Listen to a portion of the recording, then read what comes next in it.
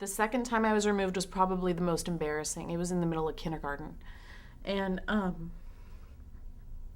loved my friends. And I remember a couple people in suits came to get me and took me away, and I didn't see my grandparents for a long time after that. And that was like the final.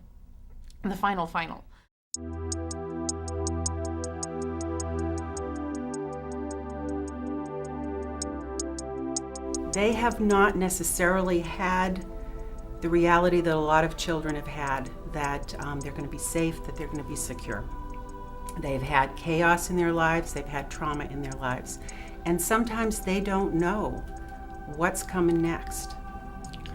Well, when I first was in foster care, I was actually really scared because I didn't know, like, if the people that were gonna be surrounding me all the time were like the right people, or if they were gonna be there all the time or not. So I was kind of not knowing what to do or how I was gonna approach this. I was scared, I was nervous. I didn't really understand anything that was going on. I didn't even know what the foster care system was. But yeah, it was just really scary, and I just went with whoever would take me, whoever was telling me where to go or what to do. Didn't know any better.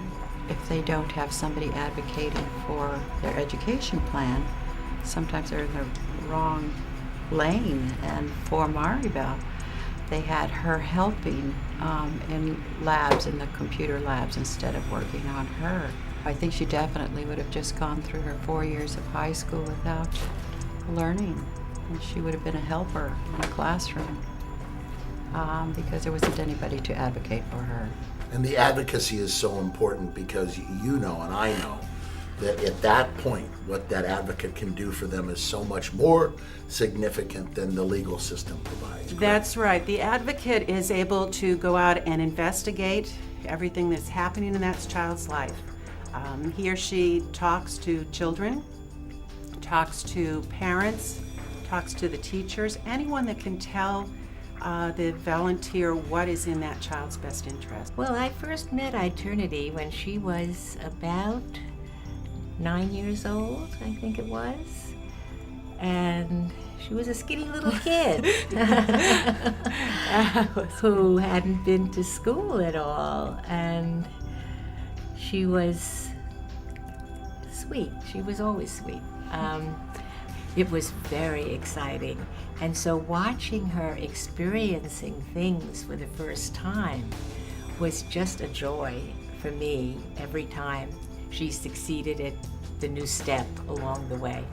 I've never had a family, so my parents did leave me when I was really young, so it wasn't nothing new to me, But if I was gonna be in the system, I guess I needed to know what I was gonna do and how I was gonna survive it, even if it wasn't good or if it was better. I want it to be clear to everyone that I always felt loved as a kid. I always felt like I had family, my grandparents. I felt like they loved me. I never felt unloved. But you don't also know what you don't know.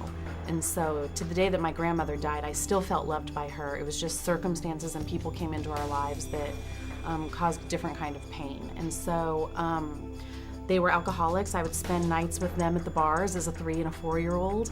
I'd be in the back seat, or I'd be during the day making mud pies outside of the bars. Definitely really helpful to have the one that's just there for me, instead of my lawyer would have 20 kids. My social worker probably has 10 or 15. It's nice to just have the person who's there just to help me get on track. It's incredibly satisfying to be that single person, because as Mickey said, everybody else that he's dealing with is dealing with him and a crowd of people. But the CASA advocates spend so much more time dealing with their clients. Yesterday I read a report that the CASA advocate had spent 675 hours over a 4 or 5 year period working with this young child. And I thought, boy, if there's not an attachment there, there's not going to be attachment anywhere. That's the kind of in-depth work that these CASA advocates perform. I didn't have an advocate, so I can't tell you how many times. I must have had the chickenpox shot and my tetanus more times than any other kid. any other regular kid out there, because my records didn't follow with me. I've had all those shots over and over. Nobody believed me as a 6-year-old that I had those shots. I remember one time I was in school. This is when I lived with my mom. It was, however many schools I had been to. And they said, well, where are your records? Where did you come from? What was your last school? They're asking me as a 3rd grader. I had to be my own memory because nobody was there for me as a 6, 7, 8-year-old to help advocate for me. And nobody listens to a 6, 7, 8-year-old. And let alone that, nobody listens to a foster kid. I think I would have just dealt with these things by my own, and it probably wouldn't have been the best way to do it. It's always good to have somebody by your side who is always gonna be there to support you, even if it's not the right decision you make, But, she gave me the pros and the cons about what I was doing, and I thought about it, I never just said, oh, I don't care what you have to say.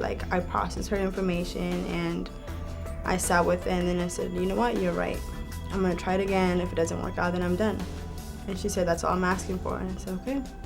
I think the thing is that Roberta knew me. The other people who were handling my case were basing their decisions off of a paper that they read, a case that doesn't explain who I am. If I didn't have Roberta to listen to me, no one else would have.